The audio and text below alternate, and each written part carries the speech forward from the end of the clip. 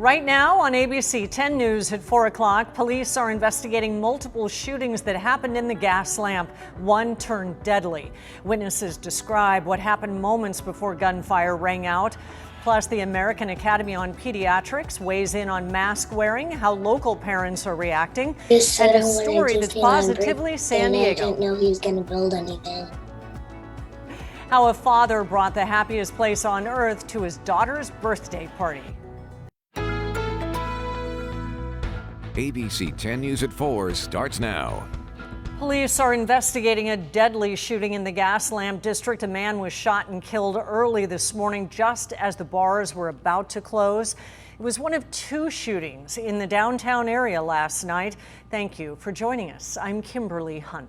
And ABC 10 News reporter Adam Rakusin is live in the Gaslamp. Adam, police still looking for suspects.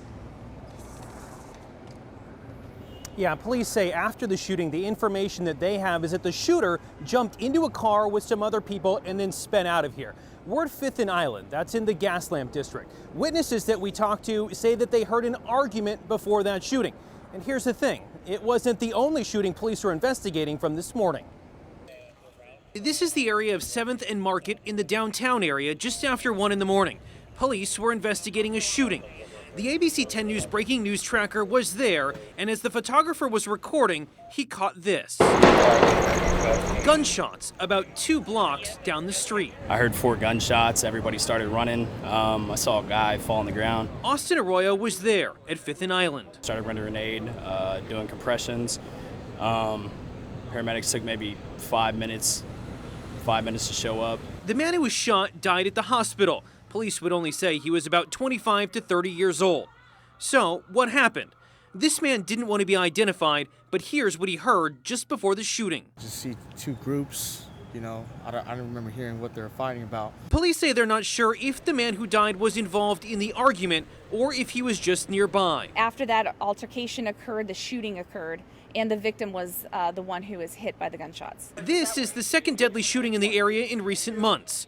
In April, Justice Bolden, a valet attendant outside the Pendry Hotel, was in the wrong place at the wrong time when a gunman decided to go on a random shooting spree.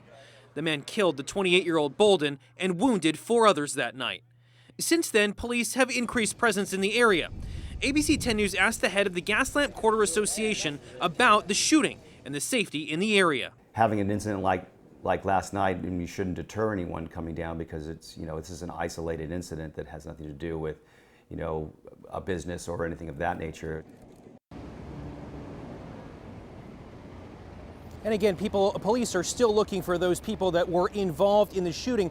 Coming up tonight on ABC 10 News at 5, you're going to hear more from the association and how they're working with local security groups and the police department to increase security right here in the Gaslamp. That's coming up in about an hour. Adam Rakusin, ABC 10 News. Unsettling for a lot of people. Thank you, Adam. And authorities are still investigating after gunfire broke out outside a Padres national game over the weekend. It happened in the middle of the game Saturday outside Nationals Park. Police say people in 2 different cars exchanged gunfire. The shooting injured 3 people. Their injuries are non-life-threatening. So far, no arrests have been made. The CDC is under pressure to take another look at its recommendations for mask wearing in school.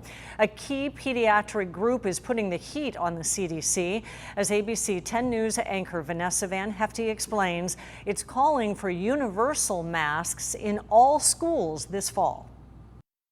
When it comes to masking in school, everyone has an opinion. It's not just for their child's safety, but it's for the safety of everybody that works at the school, whether they're vaccinated or not vaccinated. It's just courtesy. I'm okay in big areas if they need to be worn, but as far as for school, I would like the kids to be unmasked.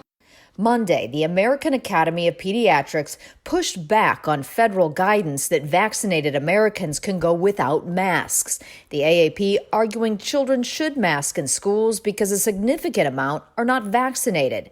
Dr. Robert Schooley, professor of medicine at UCSD, agrees. When vaccination becomes available to children, we can readdress that. But I think right now it would be not a good idea to have children unvaccinated in school or unmasked in school with all the Delta variants floating around. Right now, area school districts vary on masking. Alpine voted to make masks optional. Poway, Vista, and Carlsbad are urging the state to allow fully vaccinated people the choice.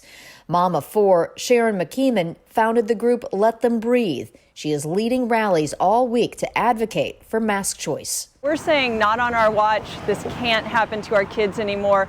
We've got to do what's right for them. Their mental health is in crisis. We need to restore their smiles and get them back to life as normal. The group of over 12,000 parents is filing a lawsuit this week against the state to end mask mandates for all K-12 students as the debate continues. Vanessa Van Hefty, ABC 10 News. The Let Them Breathe mask rallies will be held outside of the school board meetings this week in Poway, Vista, and Carlsbad.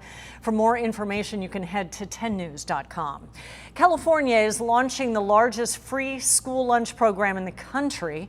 It will begin this fall. 6 million public school students will have the option to eat free meals regardless of their family's income. California approved the program last month. It's possible because of the state's unexpected budget surplus.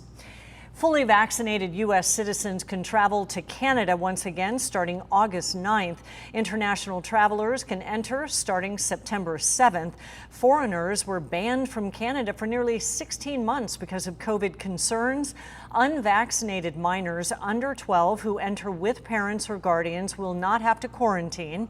Fully vaccinated travelers will not need to take a COVID test after they arrive, and anyone not vaccinated cannot enter the country.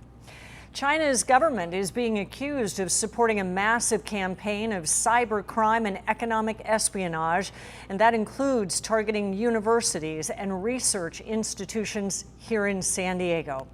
Today, the acting U.S. attorney in San Diego revealed an indictment against 4 Chinese citizens. They're believed to be intelligence officers who organized and executed the scheme. According to the Justice Department, they recruited Chinese universities to help hack businesses, universities, and research institutions. The goal was simple: to find China's best hackers and recruit them to steal intellectual property for the benefit of China and its state-controlled companies. Several other nations were allegedly hacked as well. The Biden administration has not unveiled sanctions or any other form of retaliation as of yet. It's a crucial week for the more than $1 trillion bipartisan infrastructure deal. There's a key Senate procedural vote on Wednesday. That vote aims to pressure negotiators to work together to finalize the deal. Nationwide, there's growing concerns about inflation and how to pay for this massive bill. Lead GOP negotiators argue that the bill is not ready for the Wednesday vote. How can I vote for cloture when the bill isn't written? Unless you want program failure, unless Senator Schumer doesn't want this to happen, you need a little bit more time to get it right. Well, we're still working on it. It's more important to get it right than to meet an arbitrary deadline, and we are still negotiating. Inflation is at the highest point in 13 years. President Biden insists that his proposals are designed to increase the economy's productivity and would eventually lead to lower prices. The USS Theodore Roosevelt left San Diego today for its new home port in Bremerton, Washington. The ship will be overhauled to prep it for the Navy's new F-35 jets. Says about 3,000 sailors and their families are also expected to move to Washington. It is the next chapter for the carrier after a tumultuous year or so. The Roosevelt underwent a change in command last year after it dealt with hundreds of COVID cases.